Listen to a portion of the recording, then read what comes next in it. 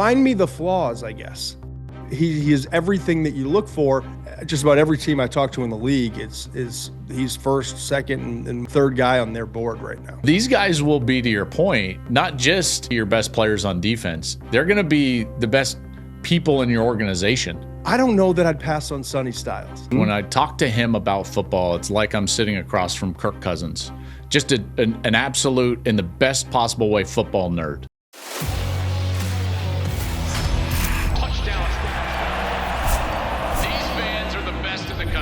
A day like today is why we love college football.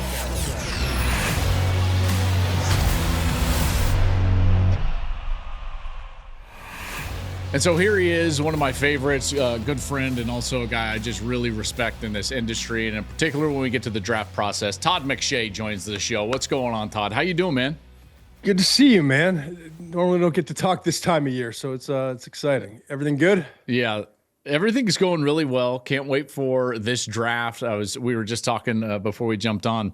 Kind of a busy month. You know, I've got UFL starting and everything, and then the draft we're in the full swing of things. And like I said, you're one of the guys that I go to. Not being a scout by trade, your analysis has always been spot on. So I want to jump in with you right off the top. In your top 100, which you can, by the way, get everybody, theringer.com/McShay. Really good job. They do an awesome job. It's interactive. You can go into each player. They got heat maps in terms of traits and everything. So it's really good stuff. I suggest you go over there. Let's start at the top. Okay, so your number one player and a guy that I really love, I believe he's my number two player, Jeremiyah Love. The conversation is always about running backs and value and this and that. Right. What do you really like about Jeremiyah Love? And then, after that, let's get into kind of the value and where you see him going and how high he could potentially go. This is year 26 doing this. I'm aging myself, but wow. I've never had a running back number one overall. And this year's, it's going to be the exception. We've had Saquon Barkley. We've had, Leonard Fournette and Christian McCaffrey that one year. We had Ashton Jinty. I'm not saying his grade is the highest grade I've ever given to a running back, because it's not, but it's right there, and when you're going to be talked about in this regard, and forget my rankings, and talking to NFL teams, like the lowest I've heard is they have him at like 3 on their board, on a team's board. So he's one of the best 3, if not the best player in the entire draft. And what do you want from a running back in order to value him there? Obviously the running skills, it's the instincts. It's like that cut he just made, like, get out of here. It's the ability to stop and start. It's the contact balance. It's having a sense of the cutback lanes. It's almost like a sixth sense with the vision. Then you have to elevate it too. And you see in this play that, one of many plays where he breaks off a long run. That speed is not critical. It certainly isn't. Emmitt Smith is a great example at running back, right? But when you have it, it adds another element to your game. And especially if you can catch the football, which he does really well. And then even watching him on tape and then at the combine, just like running routes and his ability, he is so oily in his hips and the ability to get in and out of breaks. And that's an added element. And so he's got to be complete. And by the way, he was okay in pass protection in 2024. You can tell that was a point of emphasis in the offseason. He's facing up guys and sticking his face in the fan. And I just find me the flaws, I guess, and certainly you always worry about running backs and the durability and kind of managing that load. And that will be for the NFL team that drafts him to kind of figure out what is best for him. But he is everything that you look for. Now, yeah, you get into the question that you alluded to. Like, if you draft him in the top 5, or I think, where did I look recently? If you drafted him at 4 or 5, he's like the 8th highest paid running back in the league right now. Right. And so there's away. Joel, there's a real economics discussion that you have to have about, okay, he's the 8th highest paid running back. What if I draft, I don't know, David Bailey, edge rusher, cornerback, Mansour Delane? What if I draft, one of these other edge rushers, Reuben Bain? they're like, I don't know, 40th or whatever that number is in terms of what you're paying them. And you're getting, forget about quarterback. That's the greatest steal in all of sports, is if you hit on a quarterback coming out as a rookie and you only have to pay him that rookie scale. So it's why we're looking at teams like Arizona that needs a running back. Tennessee, they're picking at 3. Tennessee at 4. Giants, depends on Scadaboo and what his health is, but certainly he would provide an upgrade and create an attack there with John Harbaugh. That now all of a sudden you got Jeremiyah Love, Scadaboo, and Tyrone Tracy with a quarterback who can run as well in Jackson Dart. But I think it's why we're all looking and saying, well, maybe he falls to 7 in Washington because he is a running back and because of the economics of it. But again, just about every team I talk to in the league, he's first, second, and in one case, third guy on their board right now. I couldn't agree more. I have him to Tennessee, and you get into. Wouldn't you love to see that, man, with Dable, the offensive coordinator, and put him in the backfield with Cam Ward? I would love that. And for me, I think you can get away with even the economics you were talking about, but certainly even just the value up top, even inside of the top 5, when you've got a guy that is not just a running back. And to me, he reminds me, or can potentially become, maybe not McCaffrey. McCaffrey is probably like a top 6 wide receiver in the league, but certainly a guy that can be a threat out of the backfield, a Jahmyr Gibbs, and so on. Bijan. And to me, that's where Bijan is that way as well. And those are the guys that then you're like, okay, I'm not just paying him to be a running back. He's really contributing. I think he could catch 40 passes in a season and would be just fine. And then maybe the economics work out. In particular, way up at the top. I love him. I love his mentality, everything that you were just talking about. And he reminded me in his pass protection, because you're right, it wasn't outstanding before this last year, but now it's much better. And in that regard, it reminded me a ton of last year's evaluation of Travion Henderson. And I'm sure you'll remember he wasn't a great pass protector. And then all of a sudden last year, he was the best pass protector at the running back position in the draft, because he would just sit in there and absolutely stone those linebackers. And Love certainly has that type of trajectory in his film from a year ago. All right, now I would love to, and we'll get into quarterbacks. Don't worry, everyone. And I know we'll always talk about quarterbacks. I would love to hear where you think the depth resides in this draft. Is there a position group that you're really excited about? And in particular, just from a numbers perspective, there are a lot of, X. For me, I think there's a lot of edge rushers. But for you, where do you go there? Yeah, I'm going to agree with you. It's edge. I think second behind that would be wide receiver, and we can get to that in a minute.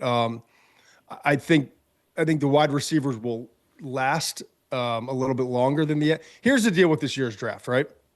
It's a weird deal because we've got Jeremiyah Love, we just talked about at running back. Caleb Downs, in no particular order. Sonny Styles, a linebacker. Downs at safety. A guard in Venga Ioane from Penn State.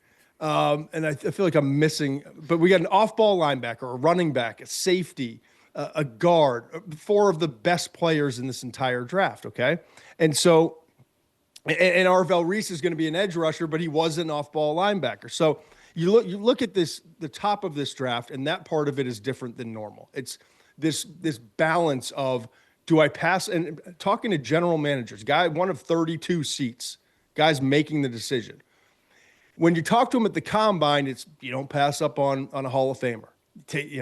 You can't go broke taking the best player but then you get to the draft and it's like, yeah, but man, if look at what I can get an edge rusher for that price, or I can get right. You know what I mean? And so it changes. And so there's that element of this draft.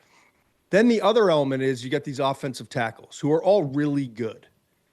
Like Francis Mauigoa from Miami is a big physical, better athlete than people want to say, right tackle. He's a right tackle.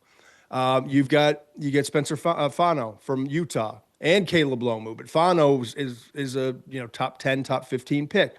He played right tackle, played 11 starts, few years back at left tackle, but he's played right tackle the last 2 years. And he's got these short arms, 31.25-inch arms, and that's got people scared, which, by the way, grew from the combine to the pro day and now 31, or 32, I should say. Yeah, they're shorter arms. So there's a concern with that. You've got Caden Proctor, who's at Alabama, physically just everything you look for, but the tape is up and down. Monroe Freeling, just 18 starts at Georgia. Tape is up and down, but he's the most physically gifted of all these guys. They're all going to go. There's going to be 7 offensive tackles, I believe, that go in the first round. Absolutely 6 with Max Iheanacho, who's an awesome story at Arizona State, came over to America at 13 years old, basketball, soccer player, decided to play because an AAU basketball coach told him, you look like a football player. Got an opportunity to play at East LA Community College. Fresno State's offensive line coach likes him, is recruiting him to Fresno. He gets the job. Kenny Dillingham brings him over from Fresno, and he brings Max with him. Starts 6 games, doesn't know what he's doing at Arizona State, takes his lumps, and now all of a sudden we're talking about him as a first-round pick. So crazy. I know I'm long-winded on all of this, but those tackles are going to go.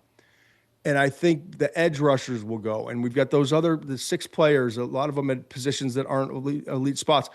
Now you start to run out of real estate in the first round, right? With Mendoza thrown in there, maybe a Ty Simpson.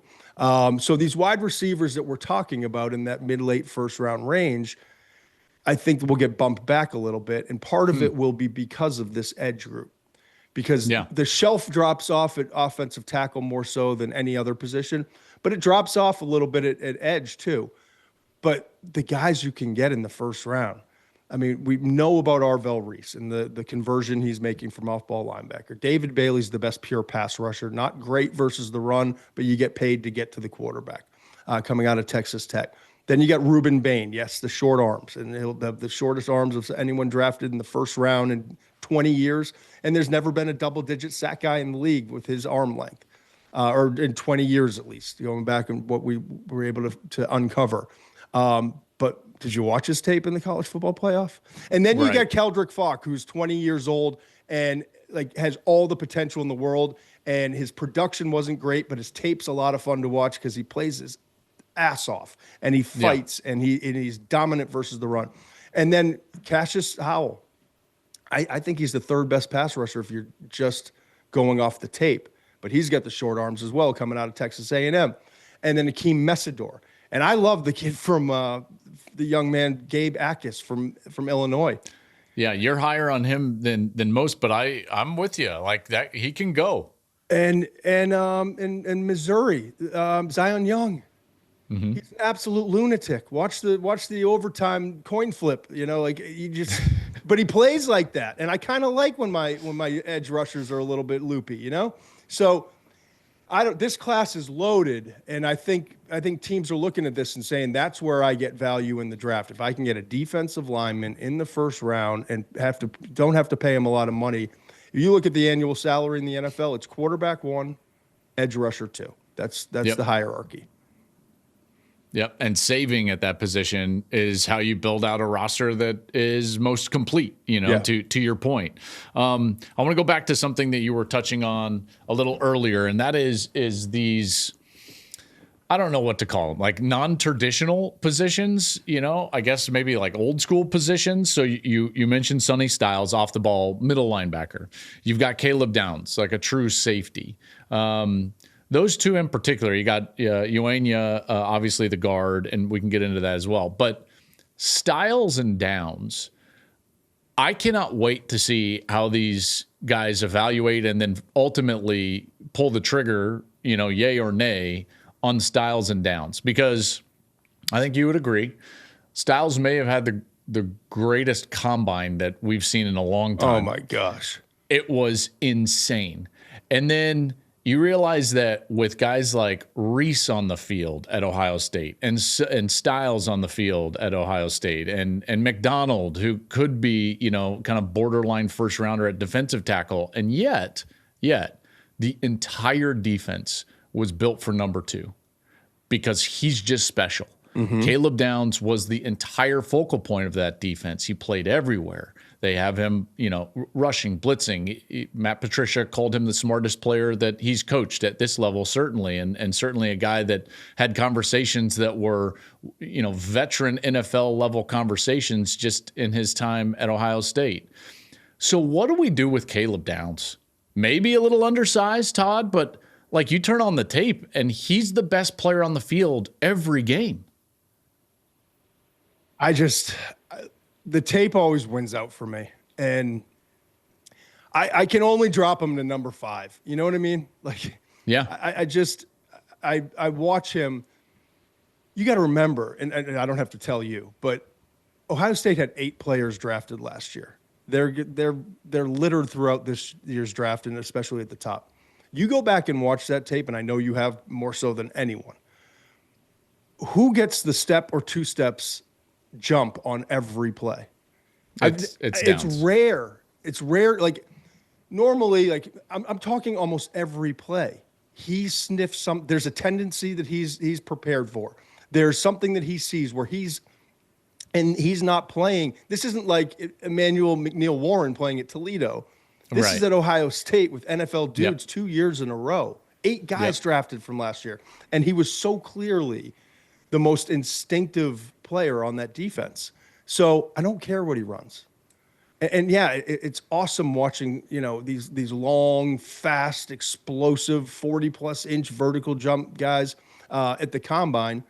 But their tape isn't like his. So, and also you got to wonder too. And I even talking to this Scott Goldman from AIQ does the intelligence test. Talk to us about Arvell Reese and how he tests different because of the spatial awareness and how he's a perfect guy to have a conversion and wear multiple hats.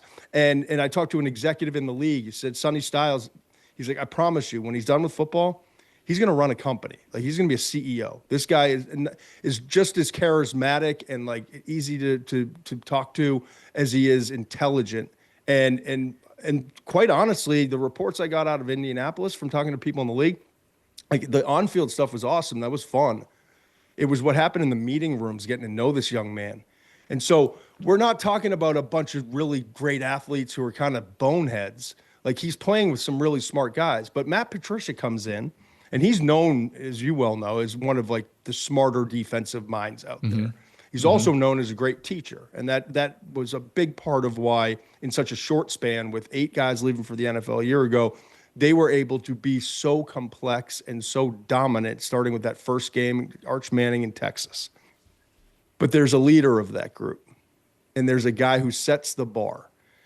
And I'm looking at team like the Giants at 5 as you're trying to with John Harbaugh coming in, and my gosh, could Cincinnati use a player like that? Could Dallas use a player like you? Need someone who's going to come in and raise the bar and make everyone around him better. I can't think of a better guy than Caleb Downs, and right behind him would be Sonny Styles, to be honest with you.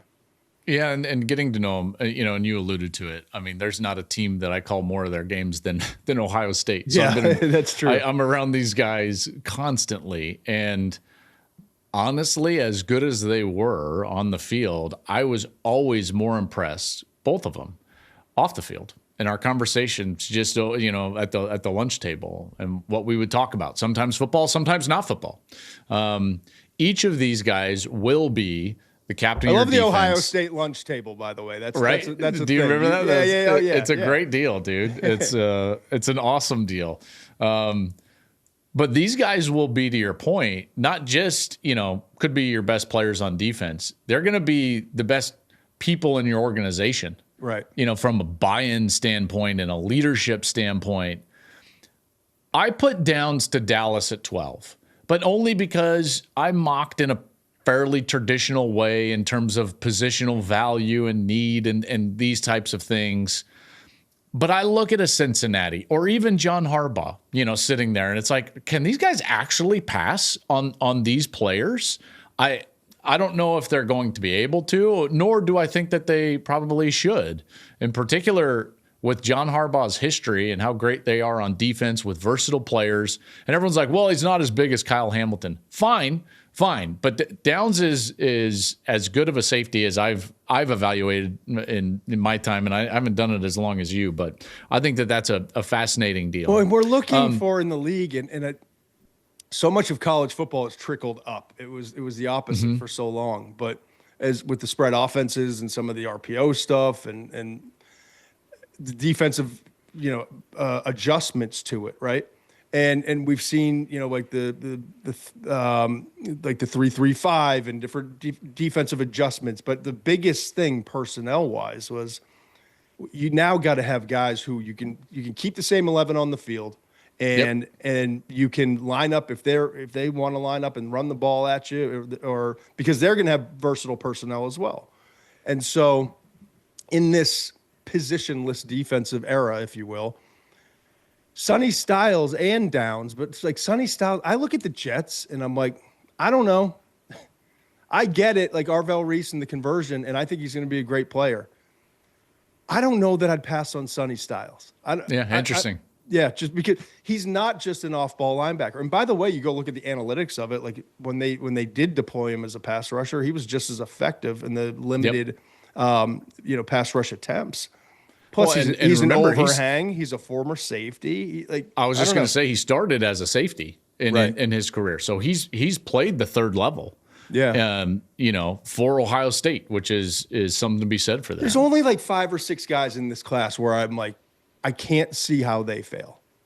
Yeah, and then when those two. Those two, and then I'm assuming Jeremiyah Love.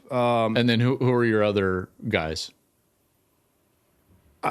I would throw Arvell Reese in there because at the very worst, he's still a damn good off-ball linebacker, who can rush. Those 4, Jeremiyah Love, Sonny Styles, Arvell Reese, Caleb Downs. I honestly would throw in the guard. Ioane. Ioane. Yeah. And the other guys, I can see a path for failure, even though I think they're great and I rank them very high. Fernando, let's take the quarterbacks out, but like David Bailey's not a great run stopper. And so that, Sure. And Ruben Bain has the shorter arms. I'd love his tape. Some of the tackles have only played right. Could they play left? Exactly. What are they going to be in pass protection? There's a Mansour question Delane mark in some of those. Yeah. So smart. Can play man and can play zone, and he ran really well. But like I put him just a tick behind. So all those guys I'm putting a tick behind. But my point in this is it's hard when you're looking at these guys and you're like, I am certain. It's not a position I want to draft, but I am certain this guy is going to be great at what he does and make a lot of people around him better. I don't know. There's a safety in that. I would agree with that 100%. And then you get to the quarterback question. And as we know, I'm big on fit, and then I'm big on experience. And this has been born over the last few years. Not that I was the first one to talk about this, but I talked about this a few years ago. Now for about 6 years, Todd, I've kept track, kind of hit me. And I was like, man, everyone that wins a Super Bowl had a really long college career, productive college career at the quarterback position. So I went back and I was like, I wanted to actually see this because it was just like an intuition. This is about, again, like 6 years ago. And I went back and it was basically like the lowest amount of starts that a Super Bowl winner had in college was like Tom Brady at 26 or something like that. Yeah. But it was 26 or 27. A long time and kind of that's right. A weird deal there. But yeah. And then the next lowest now to date is Sam Darnold in the mid-20s. So like the average college career for a quarterback. And Josh Allen's what, like 25, 28. Mahomes and Josh Allen are both sub 30, but they're above 20. I think like 20. They're 20, they're up range. There though, almost. But they're 30. superhuman too. But yes, the average college career for a quarterback that wins a Super Bowl is 34 starts and well over 1,000 attempts. So I think it's like 1,400 attempts. Isn't that crazy? And so like it's and every year, like it comes We've back. We've got all these Stafford advanced metrics, and we got all like the ball velocities and arm angles and all this stuff. And maybe Parcells wasn't an idiot back in like the 90s and early, you know what I mean? It was 25 starts then, and that was the baseline. It was, college graduate. It was all these things. And so now you've got Mendoza, you know, and he has that experience. Now people, I think in this era, in the transfer era, you're like, wait, is he that experienced? It's like, yeah, he's started a ton of games. Meanwhile, Ty Simpson doesn't have that experience. And here's, the really talented, although maybe a bit undersized, 1-year starter. And I got to tell you, more than anything else, more than his size, more than, you struggled in the SEC championship game against Georgia or anything like that.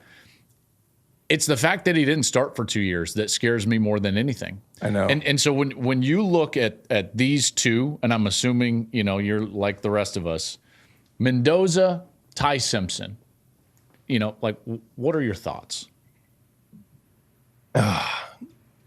There's so many different ways to go here, right?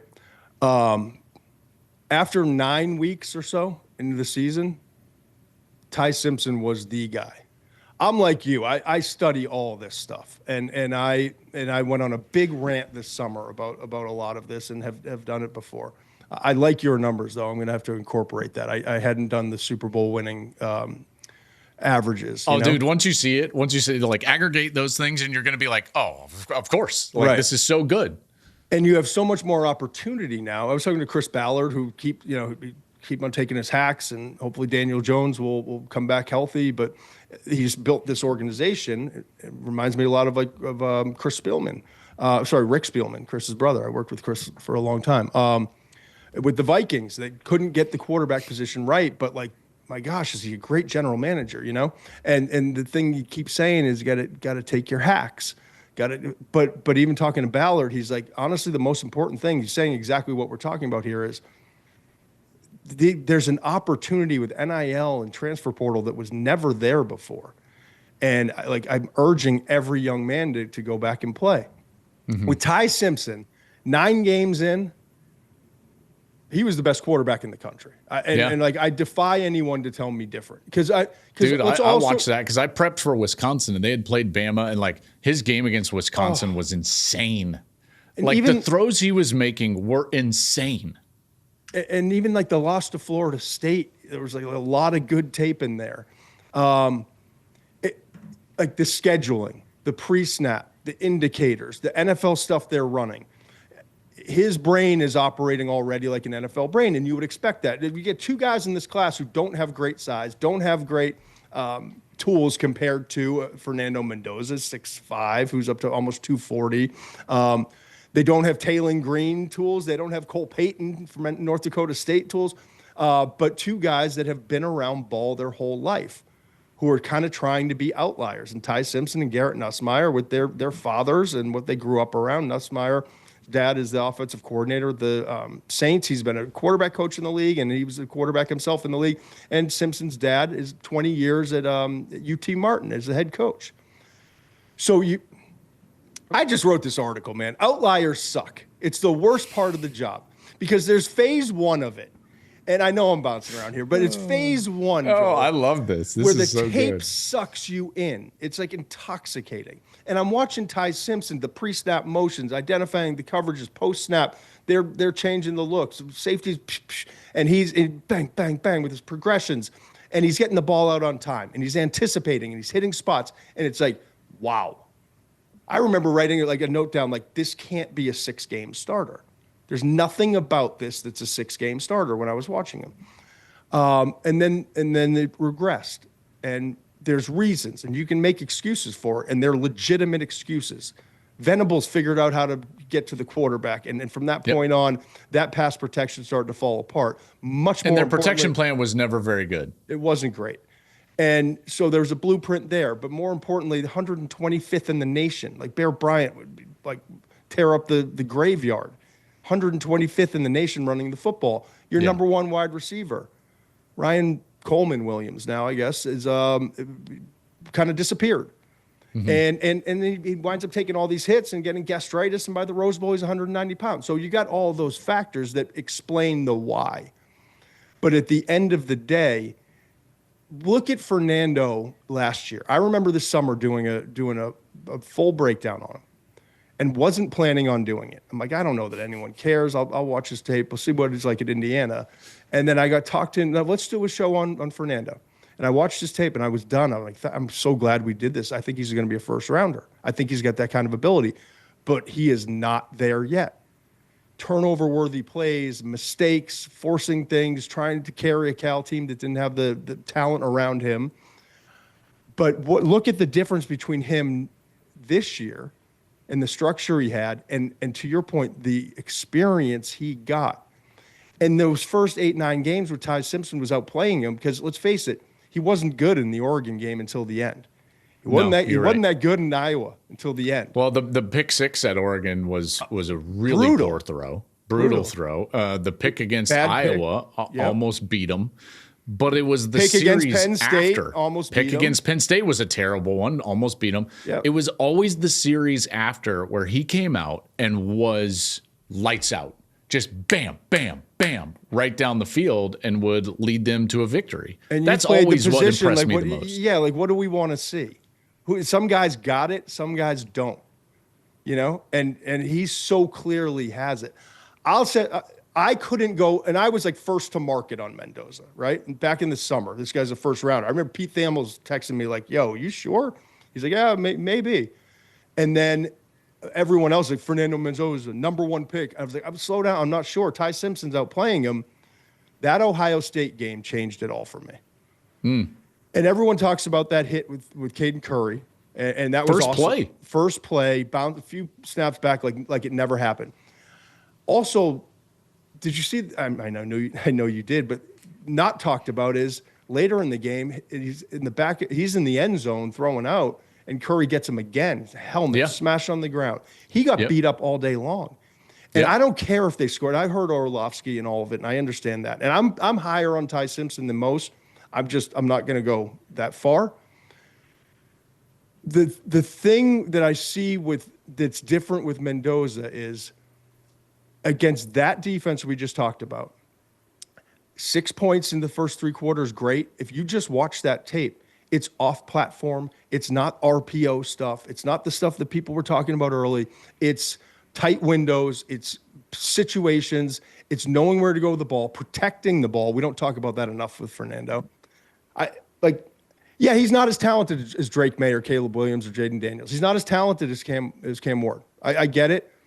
I think the floor for him is extraordinarily high because he has like Tom Brady. There's no question why they're already having Brian Griese work with him, with the connection with Shanahan and Kubiak and all of that. Like that's a done deal, and it's a done deal because they see, I think, that organization a lot of what drove Tom Brady to become what he was in the way Mendoza prepares and how obsessive he is with this game. Obsessive personality. Yep. Loved my meetings with him. Is a football nerd in the best possible sense. When I talk to him about football, it's like I'm sitting across from Kirk Cousins. Just an absolute, in the best possible way, football nerd. Yep. Loves it. Absolutely loves it. Loves his teammates. His teammates love him. I think that's a big part of this. And then here's another part that it's really hard to evaluate in a draft sense. And I don't want to be critical of Dan because you and I played with Dan. Dan's a friend of mine. I love Dan. Yeah, I text with Dan all the time. I love Dan. We're good. 100%. Same thing. Yeah. I got frustrated. Not frustrated is not the right word. Let me just go into. It's really hard when you're evaluating a player based on, you're watching game film. Sometimes it's a cut up and everything. And sometimes you can lose sight of situational football. I think it happens to you at times, right? It happens to me all the time. You can just be like, I'm just evaluating play after play after play. And you can do that in a vacuum. And you're like, okay, I'm just trying to, what are his traits? What is his skill set? But the problem with that is that at that position, as you know, and I certainly remember, it matters so much more what you do when it's an obvious down situation, when it's third down, when you're backed up, when the clock is running down, when it's the last possession of a half, when it's the last possession of a game, those snaps just mean more. Granted, a mistake anytime can kill your team. Yep. But this is always what jumped out to me when calling his games and preparing for his games, covering Indiana, is how well he played when he had to play well. And that's not always the case, Todd. As you know, we see talented quarterbacks all the time that when you evaluate them in a vacuum and you're just watching skills and traits, man, you can fall in love with them. But then if you put in a cut up of, I want to see what he does on 3rd and 7+, I want to see what he does in, down by a possession or up by a possession. I want to see what he does. Red zone. I want to see what he does backed up. I want to see what he does, when the clock is down inside of a minute or 2 minutes. All those situations. If you put that cut up of Mendoza on from last year, it's insane.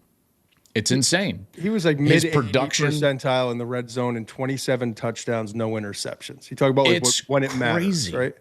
So here's a couple of things that I really love that he does in those situations. And these are traits and skills that then translate to the game situation when you have to play well. Mm-hmm. And I used to talk about this with Michael Penix a lot. When he threw the ball down the field, he threw with great leverage, where it wasn't true 50-50 situations for his wide receiver. He was creating 60-40s and 75-35s for his wide receivers all the time with ball placement because he threw with great leverage. Well, Mendoza does the exact same thing.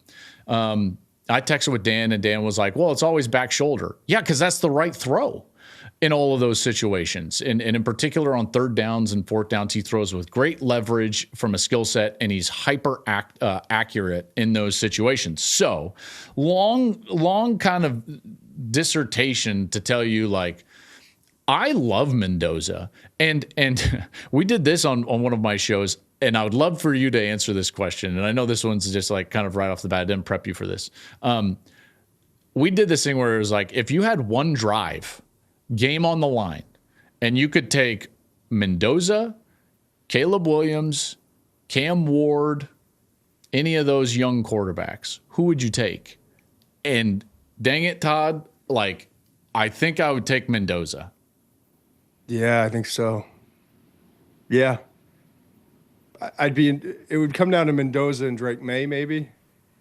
Sure. But yeah. And I'm armed with what I've seen in the NFL, so that which isn't fair. But we're talking college career, absolutely 1,000%. But even knowing what I know in the NFL, I still may. He's different. Yep. Like his pro day was today. And just listening to him talk, and I don't think he's been around Brady much, but you get that same vibe where he's focusing on things that, like, if you're in a classroom in like high school and this kid's talking with the arm raised, he's annoying, right? Right? Like, all right, stop trying to talk over us. But then, like, armed with all these 26 years of doing this and listening to the things he's focusing on as a young man, I'm like, man, he gets it, Yep. He kept saying to me this last year, he's like, every day I'm just trying to be the best Fernando Mendoza I can possibly be, which sounds nerdy. Like you said, if it's in a high school classroom, you like roll your eyes and you're like, oh, okay. But when it's real, then there's something to it, and clearly can drive you towards being a great player in the future. So I certainly think that's the case. You know what else I think really, like, if maybe you can go back and do your Super Bowl study with this. I value adversity and like, not necessarily the chip and like the stuff that we like to talk about on TV, but I think as human beings, we've all been through different levels of adversity, and like and certain people can, it sounds great. Well, he picked himself up the mat, and he bounced right back, and that guy handles adversity well. But like, only one human being in the world can live through that failure, that insult, that embarrassment, and tell you what it was like to have to manage that internally and tell yourself, I'm still who I think I am. I'm still that guy. And now now I'm in a tougher spot to go prove it because I'm not a 5-star. I'm not who they thought I was. I'm not. And like those moments, and I know I'm like the old man now talking about life and maturity and all, but those moments, they make us and they define us really. Right. And so for Brady, we know what that was. 199th pick. And some of the struggles at Michigan. And well, yeah, I mean, he was, competing at Michigan. And so a lot of times with these 5 stars and the entitlement, and it's always right here, like Sam Darnold's a perfect example, man. He's 5-star, USC, Golden Boy, weather's perfect. Everything's set up for him. And then he comes in the league and it falls apart. And it's like taken away from him. And he wonders, am I ever going to be that guy again? But I still believe I am. And you have support cast around you. Yeah. And for Sam, it was his family. And I know when I've gone through my stuff, it's my family and the closest people to. And so Fernando, like even talking about it today again, like stars don't matter. Stars don't define Fernando Mendoza. And so I like the fact that he's coming into the league and he's already had some of that. Yeah, you bet. And it was no scholarship offers. It's Yale, and then you get one kind of you can come to Cal. We'll pay for school, and he's got to grind his way up the depth chart. And he's still, even when he's starting, he doesn't have a lot of talent around him. He's going up against Miami and something. So I just like that he's been through all that, man. All right, last thing I want to get into are the wide receivers. We haven't done that yet. I like the class a lot. I think it gives you a lot of variability. Yep. You got your prototype guys. You've got guys that maybe fit more modern NFL football with what they can do out of the slot and in space. My top 3 are Carnell Tate, Mekhi Lemon, and then Omar Cooper. Because I think Omar Cooper is being slept on a little bit in this draft. I think he's a phenomenal player, in particular with the ball in his hands, once he gets the ball in his hands. But this wide receiver class, what do you like about it? I like a lot of what you said. And I said off the top, I think it could get bumped down a little bit because of we need tackles, we need edge rushers. But I think we're going to see when that second run, if you will, it's going to be some mixture of Carnell Tate, probably the first receiver off the board. Could go as high as Tennessee at 4. I don't foresee that. Could be the Giants at 5. I think 7. I think that 6. Sorry, the Cleveland Browns, and somewhere in that 4 to 10 range, right? Then I think you're going to see a lot of offensive tackles and edge rushers. And I think we're going to see kind of Mekhi Lemon mixed in there from USC, who the thing I like about the small guys is they're all tough. Not all of them, but a lot of them are tough. And so Cooper and Lemon are certainly tough. Cooper and Lemon are like absolute dogs, man. And so those guys are going to go, I believe. I believe that Lemon will go second, and then it could be Jordan Tyson. The injury stuff is going to be what fluctuates his stock and where he winds up going. And then I think Cooper's right there. I think Denzel Boston, a big receiver, an X. I think he's being slept on a little bit. I think he's a first-round pick and not like, maybe fringe. I think he's going to go in the first round. NFL teams are looking for big receivers. The Patriots are trying to get one from the Eagles, and if the Eagles give up theirs, maybe Boston goes there. And if the A.J. Brown doesn't go to New England, maybe that's where Vrabel finally gets his big X receiver. After that, I think you see a little bit of a fall off, but my gosh, man, I was watching this tape. I had to get down to like late 3rd round before I started seeing receivers that I'm like, I don't know. I don't know if maybe he's a number 4, I mean, I'm just looking at this list. It's loaded with smaller guys like Zachariah Branch, who I think he's more than just a gadget guy, but some people in the league do. Super explosive, shifty, quick. He ran more of an NFL tree when he was at USC.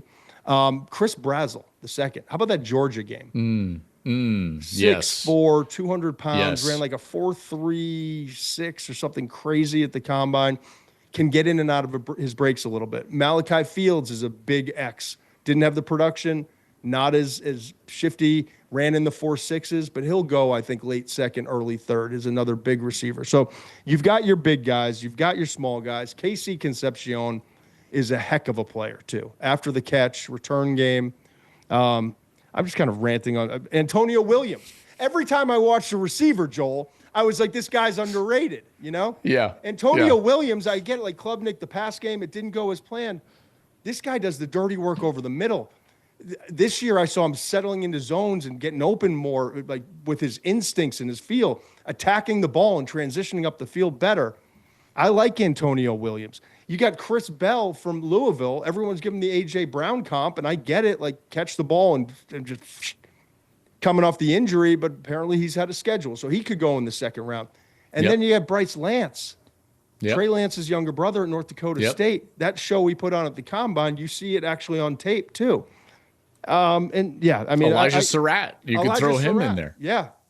If you like big physical guys who get you first downs and know how to run the back shoulder as well as anybody after studying Devontae Adams with Aaron Rodgers. So Deion Burks. Deion Burks, I don't get the production part, but I do get when you have look at their quarterbacks before Mateer. Deion Burks is a vertical, undersized vertical guy, whether you put him in the slot or outside. That's what he is. Well, it's hard to be a vertical receiver when you had no one won't even mention names. Those quarterbacks the year before, and then John Mateer with the thumb injury. If you look at his production, Deion Burks' production against what was it, Auburn and Michigan. Yeah, Michigan for sure. Okay, his production in those two games, and then his production when Mateer had a little bit of time off and looked a little bit more John Mateer-esque in the in the college football playoff. If you combine those three games against those defenses, and if he was on that trajectory, we wouldn't be talking about the production thing.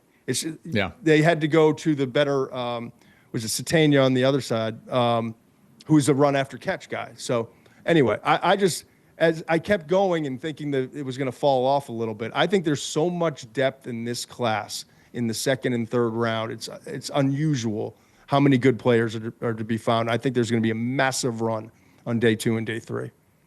Okay, last thing before we get you out of here, the fit, the player to the location that you're rooting for the most. What's the one player in this look you just want to see it? It's the right fit. Like this is what you hope for. I'm going to be careful with this one. I do want to see desperately. You know too much. No, partly, but also I don't like just because I want it doesn't mean it's happening too. So I got to be careful of that. You know what I want to see?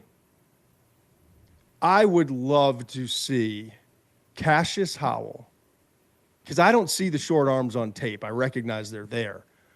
I don't see it on tape. Like I watched a handful of other guys with 32 and 5/8 inches, 33 and 3/8 inches who played with shorter arms on tape, right? Cassius Howell's tape is so explosive. And it's like from the first step quickness to the change of direction to the lower body power, creating power from the ground up. And then I watched him again. Who was the slot receiver for Florida? The guy. What's his anyway? Brown, I think. I can't think of it. Yeah. I can't anyway, think of it. But then I watch him in coverage. Zone drops, looks good, looks smooth, and then he's like man to man against the Florida slot receiver, and he's like in and out of breaks with them. I just think he can do so many things. I would love to see him in Vrabel's defense. I would love to see, and I think they'll probably go in a different direction. But I think about Landry and how, like, with Tennessee and New England, I think that would be a really fun fit. But at the end of the day, I want to see Jeremiyah Love in Tennessee. I want to see Dable I would love with that. Cam.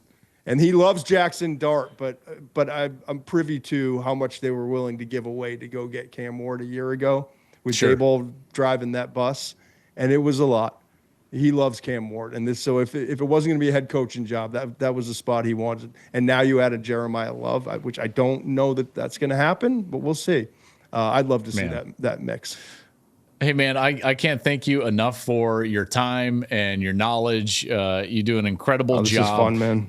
You can find Todd on his show, The McShay Show, on Netflix, wherever you get your podcast, Spotify, all of that. Then you can check out his really good coverage on theringer.com/McShay. Go check that out. It's awesome. And, dude, I appreciate it. Always great to talk with you. Always great. It's a fun time of year, and it's good to get with you on this, and then look forward to the season. I mean, it's around the corner. It's the scary part.